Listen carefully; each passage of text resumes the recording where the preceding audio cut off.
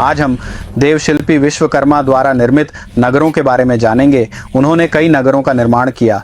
इसका मतलब है कि अब हम कुछ नगरों के बारे में जानेंगे जो सामान्य रूप से सभी को ज्ञात हैं। नगरों के बारे में भी हम जानेंगे। एक है जो सामान्य रूप से महाभारत में आता है और महाभारत का मूल कहा जा सकता है।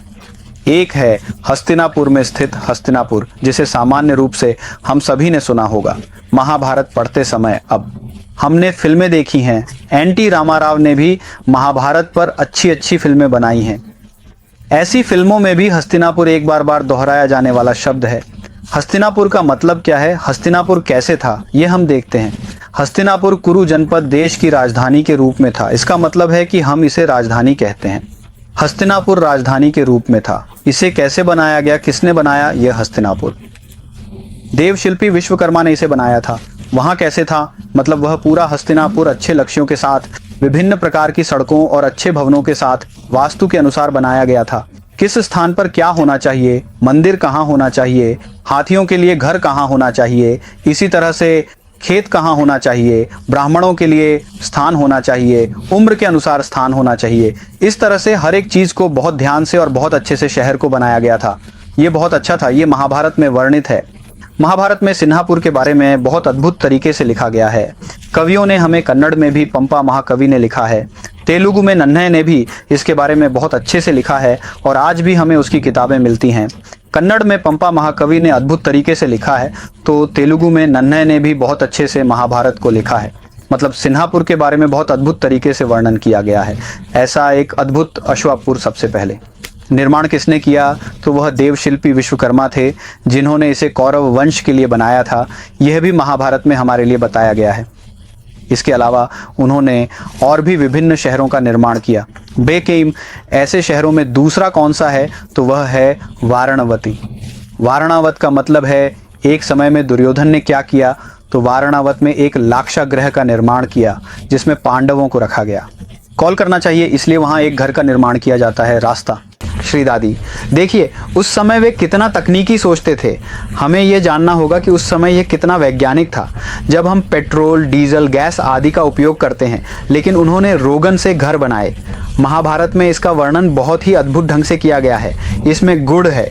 उसने इन सब चीज़ों को मिलाकर एक द्वार बनाया। उसने कहा लाख लाख, और फिर उसने दीवारों पर पत्ते लगा दिए। नाक के अंदर का तेल, नाइनी जैसे पदार्थों का उपयोग करके उस दीवार का निर्माण किया जाता था। उसके लिए एक द्वार बनाकर उस प्रकार के लंका गृह को लक्कड़ से बने घर के रूप में निर्मित किया गया था, जैसा कि महाभारत में बताया गया है। उसमें क्या क्या उपयोग किया गया था, उसमें बेल्लम का उपयोग किया गया था। इस प्रकार सभी चीज़ों का उपयोग करके गन्ने के रस को भी उसमें मिलाया गया था, जैसा कि महाभारत में बताया गया है। जब आग जल रही होती है तब गन्ने का रस और भी अधिक हो जाएगा, लेकिन केवल गन्ने का रस ही नहीं होगा। देखिए जैसे पेट्रोल की आग अब कैसे हमारे लिए अधिक होती है, वैसे ही गन्ने के रस को मिलाकर वह हमारे लिए अधिक हो जाएगा। लकड़ी भी उसी तरह, एक बार अगर सोचें तो सब कुछ जल जाएगा।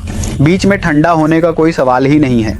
ऐसा ही है जैसे कि अब सामान्यतः सोने का काम करने वाला लकड़ी का उपयोग करता है, और फिर उसमें क्या है, तुम्हारे पास जो गुण है वह भी वही है, वह भी जल्दी जलने का एक गुण है।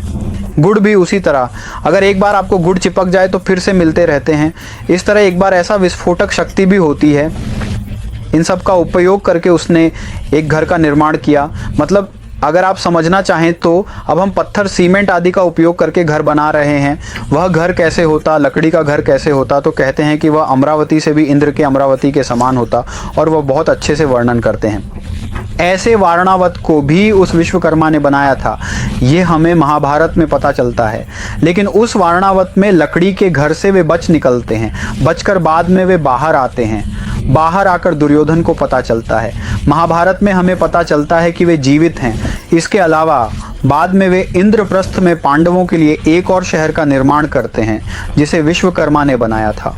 इस प्रकार महाभारत में हमें अद्भुत व्याख्यान मिलते हैं। इसे बहुत अच्छी तरह से समझाया गया है।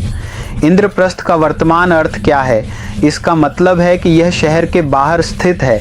वास्तव में वे खांडव वन को जलाकर उस वन में इंद्रप्रस्थ नगर का निर्माण करते हैं। इंद्रप्रस्थ का अर्थ है वन, यानी यह शहर के बाहर स्थित है।